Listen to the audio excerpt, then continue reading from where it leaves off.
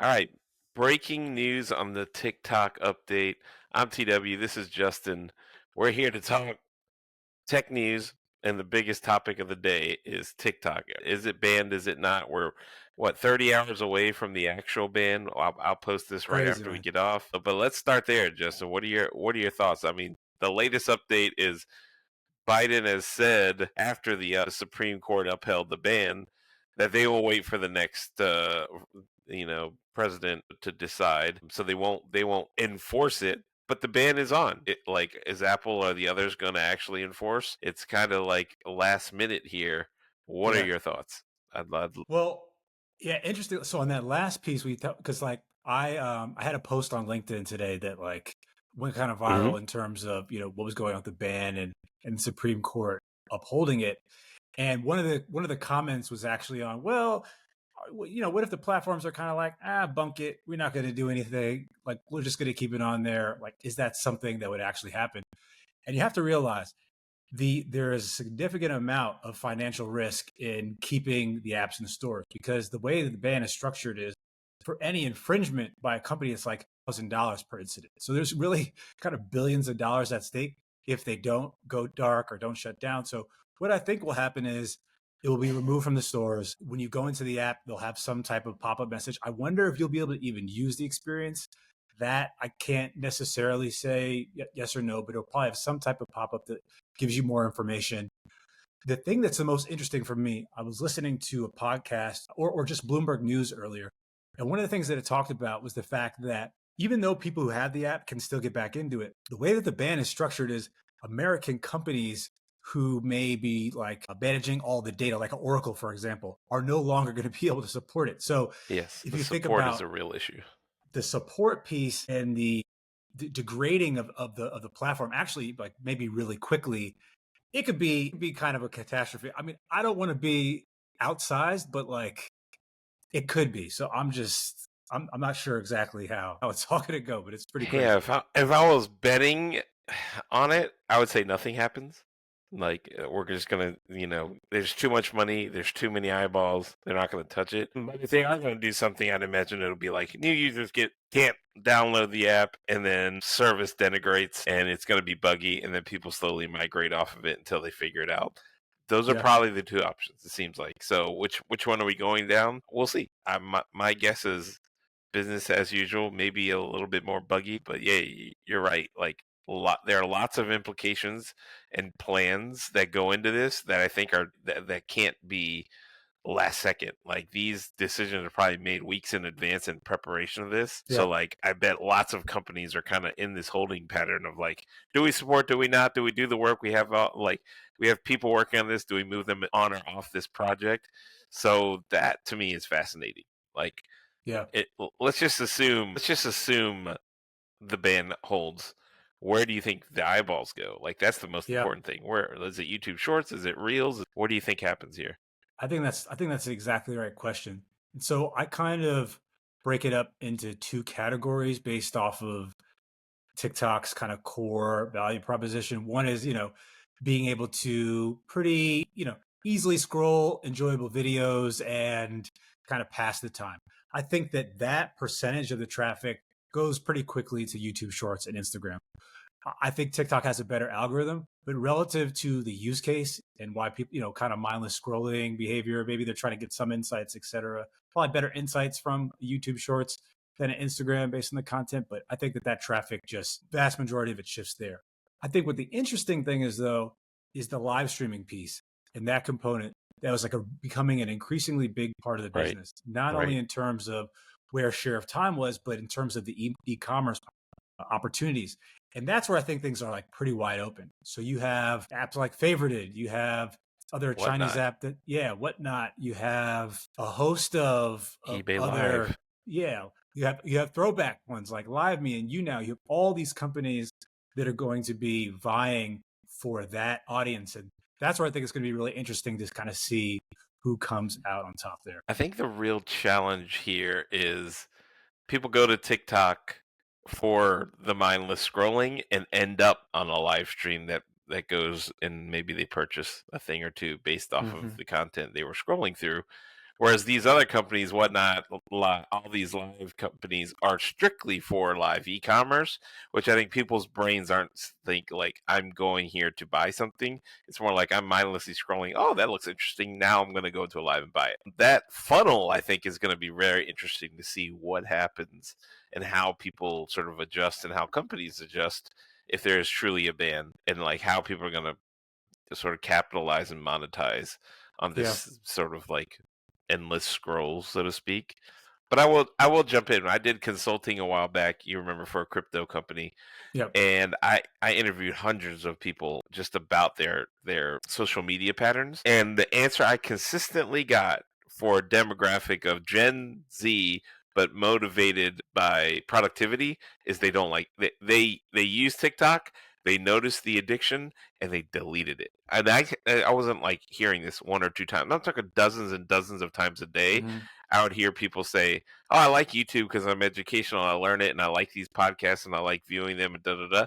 But when it came to TikTok, there was a general theory like I use it all the time, and I noticed I was like less productive, and I eventually stopped using it.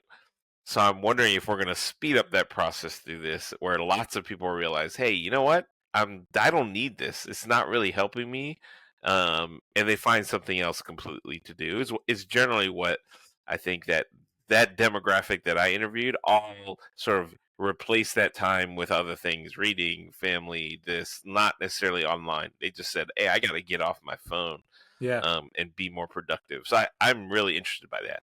I push back on, like, I know that you had a lot of the interviews, but like the data suggests something different, which is, as much as they say they want to do that, People share aren't going to do time it. on TikTok is much higher than Yes. any other platform, right? If you think of Yes. like watch time and actual daily active users.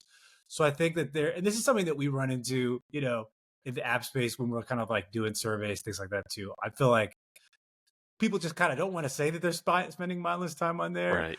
but Right. they are. I think that people will still have some time, but I think it is, to your point, where I would agree with you is that there is some type of reset that will happen now in terms of breaking daily behavior patterns, and what that does, just like for anything, whether it's you start or stop working out, or you try a new hobby or whatever it is.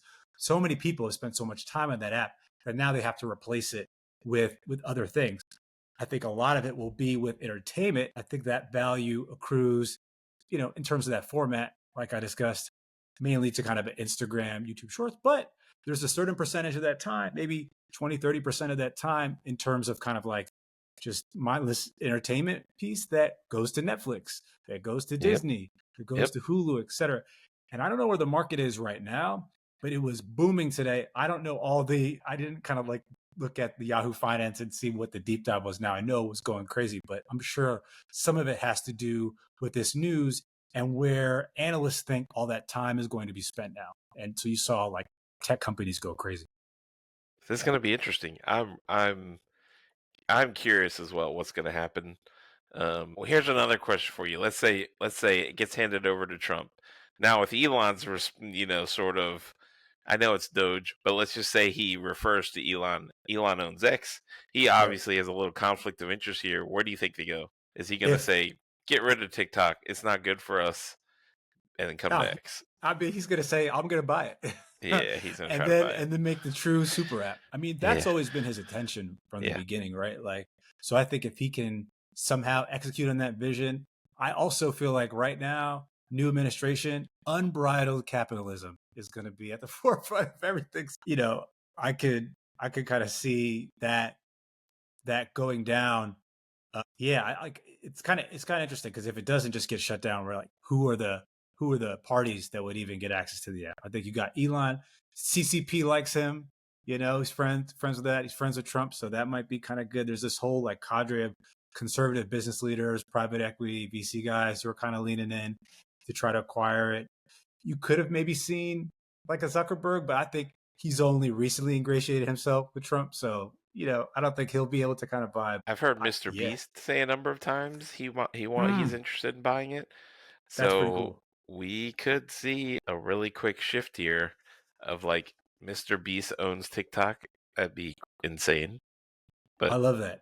I love that. I love that idea. I think what's really interesting. So I think we've talked a lot about platforms where the attention will go, which I think is really important. But I think equally as important is what this means for creators and how they think about building their brands, or kind of like what they do next. So I'm curious, what if there was kind of like one single thing that was the biggest impact on creators as a part of this whole, like the ban and everything that's happened leading up to it? What do you think is kind of like the biggest learning for them, or what should they come away with?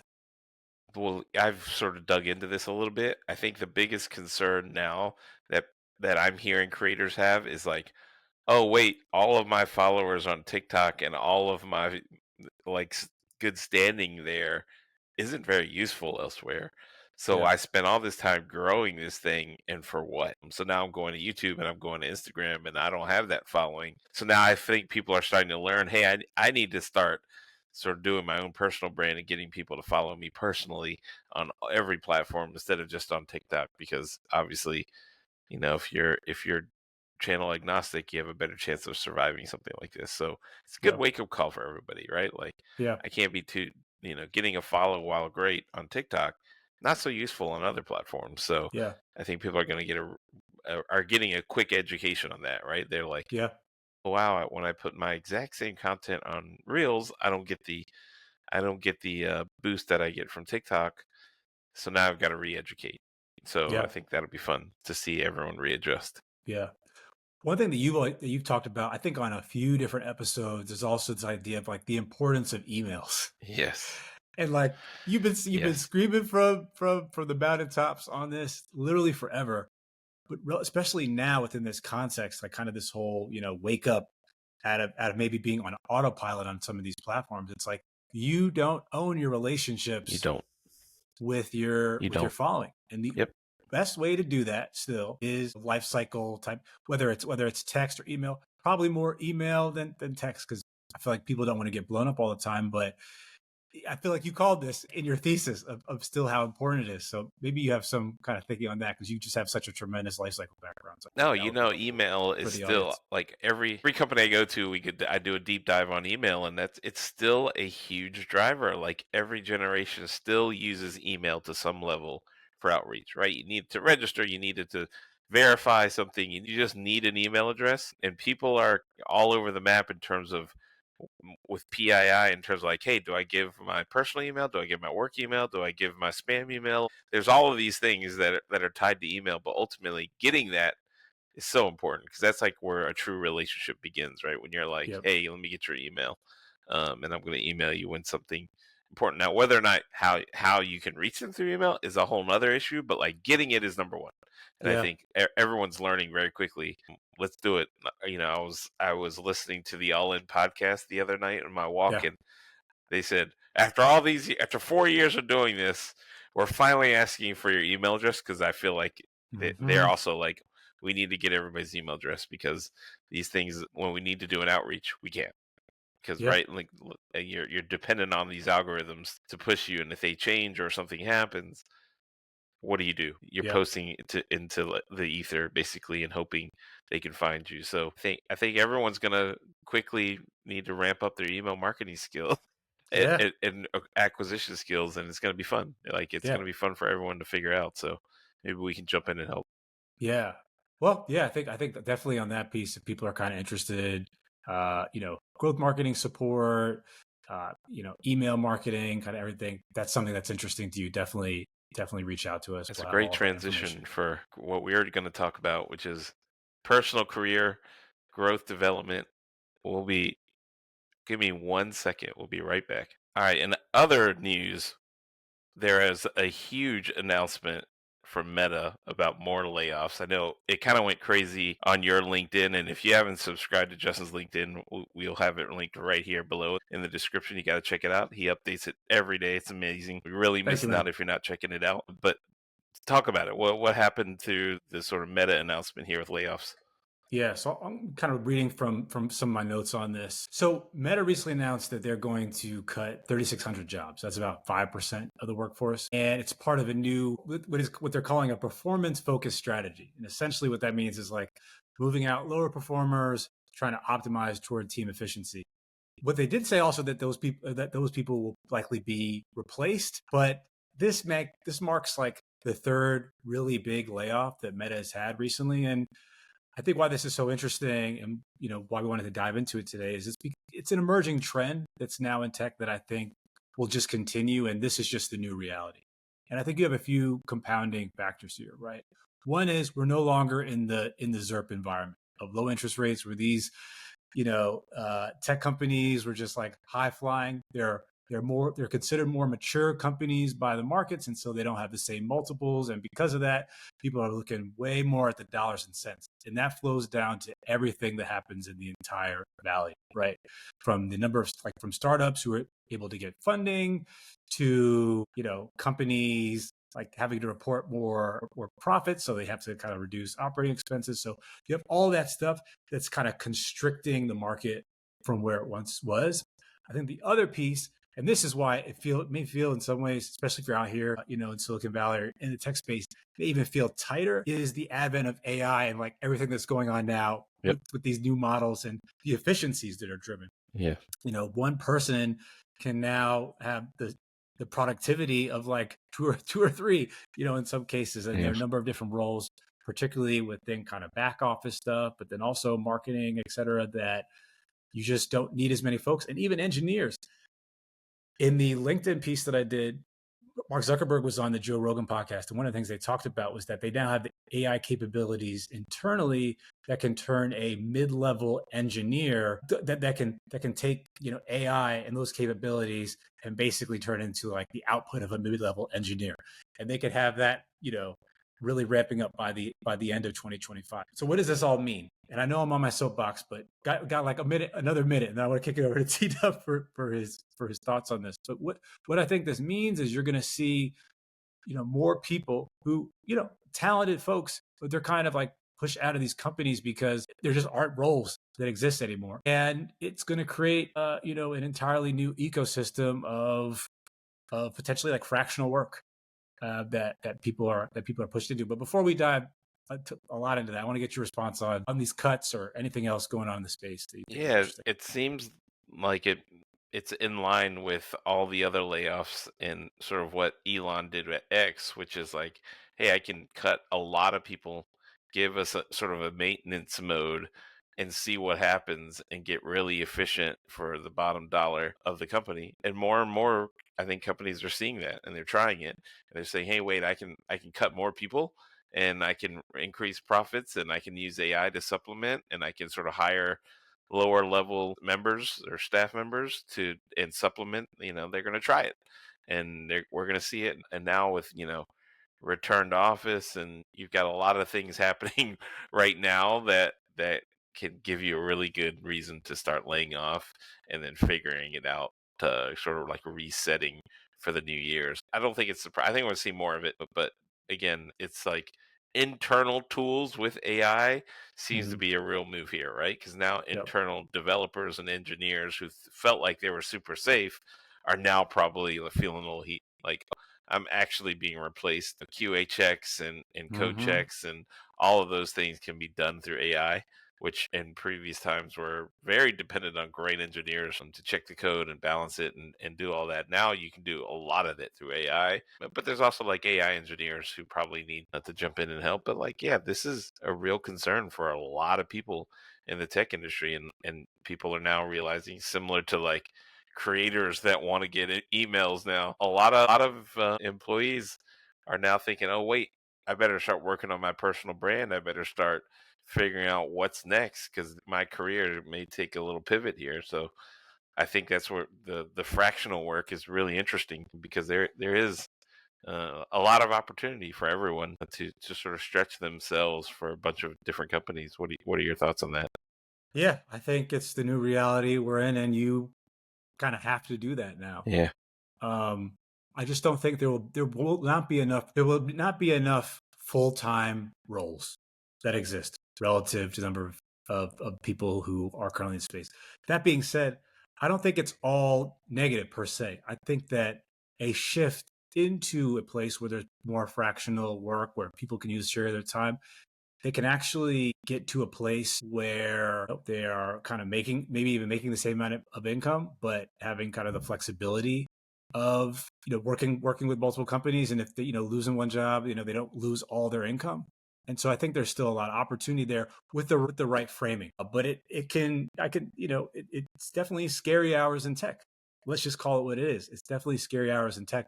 But I think the mind shift is, how do you see it as an opportunity as opposed to something to be like scared about? Because I'm sure there's a lot of people listening in, and others who've been affected, who have been who are unsure about what to do. So maybe that kind of dovetails into like, well, what do you do? And you talked a little bit about the personal branding, but like, what are some things do you think people could do now?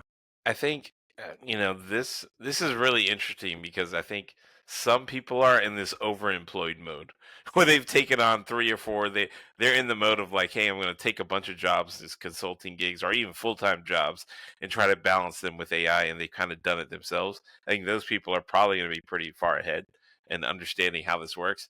And it's everyone else who's kind of like, hey, I'm trying to do my job, making the main thing that need to venture out. It's going to be a little bit of change and a struggle, I imagine, right? Because then it's going to feel like you're essentially cheating on your day job by picking up a side hustle, by figuring out something. I think you just have to get out of that mode, that you need to look out for you. You need to start figuring out what's next. What else can you do? How can you stay on top of trends and learn and pick up new skills? Because we've been at big companies. You kind of learn to work at that company. You don't necessarily Hmm. learn to build your career. It's kind of like, hey, you're at Microsoft. You learn how to work internally at Microsoft. You know the tools, you know the people, you know the processes. Not super helpful when you're starting at another company, Yeah, another yeah, startup, and that help happens over and over. So people with 10, 20 years of experience are now all of a sudden like, hold up, a lot of my experience is knowing how to work at this company, and they're making that way efficient with AI. So I have to go pick up new skills, and that could be scary. So I think for those people, it's time to look at what your real skills, what are your passions, and start figuring it out. Like yeah, figuring out what is the thing that you like and you care about, and you can bring to any company and work on those skills and promoting those skills, and then reaching out. People ultimately want to help each other, so I think reaching out on LinkedIn, doing cold hmm, calls and cold emails and DMs about, hey, I want to, I'd love to help you do this, and just do it for free, and pick up some skills and see what you can do. That would be my advice, to help you sort of figure out what's next. But what are your thoughts? What are your plans as yeah. far as picking up new things and growing your skill set and building your brand? Yeah. Well, on that latter piece you talked about, and I've talked about this a fair amount on the pod, which is around like using LinkedIn and posting on there as a forcing function for me to stay on top of the trends and doing it as a daily practice to stay sharp. I did a piece recently about being a 38-year-old marketer within consumer tech, and like, how do you stay sharp Yeah, like when you're no longer part of the yeah, cool generation. And so I think that that's just kind of necessary, but specifically within my space. But I would say, to kind of your earlier point of like, what are the things that you can do now to kind of prepare yourself? One, think about the modes of communication that feel easiest for you, that you could kind of lean into. You and I both like, we like to do some writing. We also don't mind being in front of the camera. So kind of YouTube and LinkedIn, that still makes sense for us in terms of like where we'd invest our time and how we think about leveraging the knowledge that we have to disseminate that. But let's say that you're not, you don't want to be in a camera, but you enjoy writing. How do you think about spending a couple hours a week really diving deep into LinkedIn, checking out people who write about your space, check about like the structure they use to write about content, the formats, etc. Start to play around writing with that content, getting more comfortable with that, and then just building a skill set of how to do that. I mean, all this stuff is hard, but for anybody watching this who says, "Oh, you guys are doing this, and you have all these episodes, and you've been clearly this seems easy to you." This is not easy stuff. This is hundreds and if not thousands of hours of repetition and doing this in other contexts and putting yourself out there, etc. And that's how you need to think about it. So, but I think that the interest in doing it within a specific form factor is important. Like figuring out, hey, am I going to do it with writing? Am I going to do it video, etc. And then the other thing is You just have to learn about, like, we're marketing folks, but you have to learn about distribution channels now. Yeah, If you don't, because right. if you don't, then you can have brilliant insights to share, and you're going to be speaking into like an echo chamber. So learn how to do some copywriting. Learn how these platforms and the algorithm works. Like, take some time to actually do the research, because my concern for people who don't do that is things are moving so quickly now, geopolitically, within the tech space, in terms of these platforms, that could get left behind. I really don't want that to happen. And so I Yeah, implore people to just start to dip your toes in now of where things are going. And I'm not trying to be a doomsday, I'm not trying to be a doomsday guy, but I'm trying to be, realistic and practical in terms of where some of the trends seem to be headed. yeah. I mean, if you're listening to this, if you're seeing this, you're probably figuring it out, right? Like you're thinking to yourself, "Hey, what else can I do? What else is happening in the industry? How can I get started?" And really, it's about that. Just turn this off. As much as I hate for you to do that, turn off and just start something. Go write. Go make a video. Go research something and do it. Like, just try dip your toes in something that hopefully excites you. I think ultimately that's where you land, right? Like you said, pick the mode of communication that you like, that is exciting to you, and go down that path, because it is important. You jumping in and starting to write again is going to help you become a better writer and Yeah. communicator and learner. It's just going to be great. So I'd advise anyone, like, especially if you're older like me, to jump in and start this now, because it is a habit. You need to build a habit of this stuff Yeah. and find it in your day. You found time to work out, hopefully, work out or play games or whatever it is to sort of enrich your personal life. This needs to be incorporated in that. New year, new resolutions. Find 20 minutes a day to do something to help you personally develop, whatever that is, and then get better at it every day. Like, I think me and you are great at motivating each other for that. And that's what we're here for. A Do just hundred, a hundred just get percent. yeah, yeah, just do that. Like, do that. Find 20 minutes a day. That means, I know you don't want to give up your sleep or your time or whatever it is, but you might have to squeeze a little bit out of one place and make room for this. And I think it's worth it. You'll find it incredibly gratifying once you start doing it.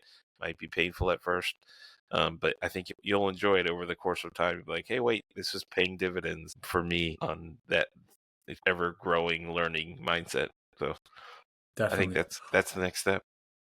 One additional thing that I add there, and I think we talked about this on a prior episode. We were thinking about like jobs and how to navigate career, Mhm. things like that. But a lot of people will come to us and say, "Well, I have some professional expertise, but I don't really feel like it's that relevant, or I'm young and I haven't done that much stuff yet, etc." Try to take yourself out of that limiting mindset. So let's Yes. say that you're a Gen Yes. Z and you haven't had that many jobs, right? What you do know is what it means to be somebody of that generation. What you do probably have a better understanding of is culture and trends and how people actually use these platforms. Could you reach out to marketing leaders at different companies who are likely trying to serve your demographic and say, listen, I put together this short write up based off of interviews that I did with 100 of my peers at XYZ school or across these places. Would you be interested in getting it? I'll send it to you for free, right? You send it for free, you create a relationship, you create some trust, you write about some topics. And then, maybe say, hey, actually, I'm consulting as well.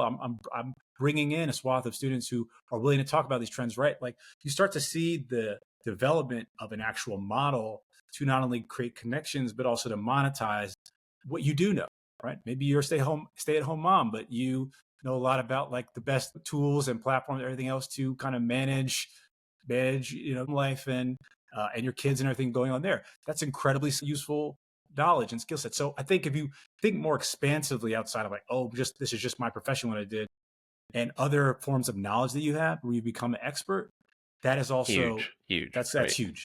Yeah. I would say, if someone out there is like, "Hey, I don't even know where to start, what to do. I don't want to waste my time."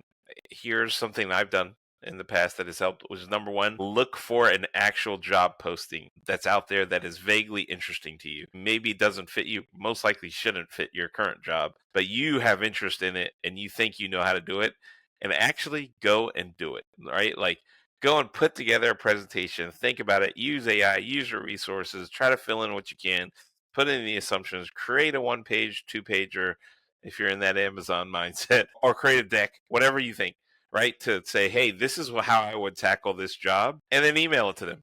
Right? Like it doesn't hurt. You did the work, you're just curious yourself, and just try to get some feedback. And maybe you know somebody at a company, look for their job openings and be like, hey, I'm gonna put something together just for free, just out of my own that 20 minutes a day you're gonna spend on personal growth. First day, look for jobs, find 3 or 4 that you like. The next day, 20 minutes, work a little bit on putting together that one pager. Do it the next day, polish it, use AI.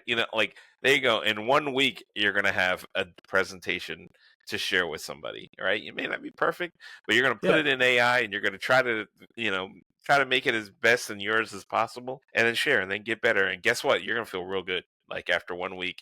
And maybe, in instances I've seen, people respond and like, "This is great. You had time to do this. Like, let's talk." And then next thing you know, like you said, you've made a connection. You've helped someone. They want to help you. And you've got one step further in your sort of learning and goal. So I think that's a decent action item for someone that says, "I don't know where to start. I don't know how to do it. I don't want to do it." There you go. We just mapped it out for you. Done. Let's do it. gems, spitting facts. Love it, man. And that in terms of like fractionalized work, where do you think that's a good way to start? Like, hey, do a couple of these for free, see how it feels, and then it's like, what? Ask for, say, hey, I'll do a consulting gig. I'm down to be an advisor. I'm down to help you in some capacity, even though I have a full time job. Is that how you would do it? Yeah, I think so. And I think I would even start a little, we're growth people. So I would even start a little more top of funnel and say, how can I sell it? Even getting something for free? How can I get somebody to respond back to a Yeah. message that I sent? Yes. How do I think about like different, outreach tactics and copy and what actually causes people to take an action? That Yes. alone is huge Yeah. because It is. in order for you to interact with the person, they have to respond back. So you have to think about that first part of the funnel and interaction as well. But yeah, absolutely. After that, I think all those models that you said make Great. sense. I think Yeah. just getting comfortable with putting yourself out there is also really important. And we're going into this reality, at least again, this is where I feel like things are going, where everybody's going to need to know how to do sales a little bit. Yep. You're ABC. going to need to know how to do sales a little bit. So take some baby steps and work on it. And again, if any of this stuff seems super daunting or challenging, reach out to us. Like I mean it in a legitimate way. We're trying to do this. So we enjoy it and like kind of going to the news and insights, but we're trying to build a community of people who we can actually help. That's why TW and I have been friends for such a long time. The man is just incredibly helpful. Has been a mentor and really supported me. And we have a long-standing relationship based off of like value and helping others, and those are value systems that we share. So please reach out. Yeah, we're here. Like we're literally here. There's no reason if you're just struggling and thinking about something, ping us. All of our LinkedIn information is below. We'll even put our emails down there. If you want to reach out, we'll put it in this description. And come find us. We're here for you. So, the next step is what's going to happen out here. Let's figure it out. It's January 2025. Happy New Year. Obviously, this is our first one for the year. I think it Yeah, is. this is our first one. Yeah, Yes, happy sir. New Year, man. Yeah, Happy New exciting Year, brother. times. Heck of a new year with the wildfires and Mm, Trump coming, and we've started the year off really with a bang. But, yeah, we're here though. We're here to help, and we'll do what we can. yeah. With uncertainty comes opportunity. That's the right framing. Yes, I like it. And I know people obviously have lost their homes and lives, families, all that. It's so terrible. So 100%. yeah, 100%. but for those of us who are out here trying to make it happen, we're down to give you tips, advice. Make sure you follow, make sure you like, hit us on DMs, and we're here for you, man. Anything else, Justin? I think it's a good No, episode. so yeah, it's always fun. Again, I love these forcing functions for us to hang, but then also synthesize what we've learned over the past week and just share it. So Absolutely. let's keep Let's doing it, do man. it. Let's see how far we can go. All right. Until next week. Peace.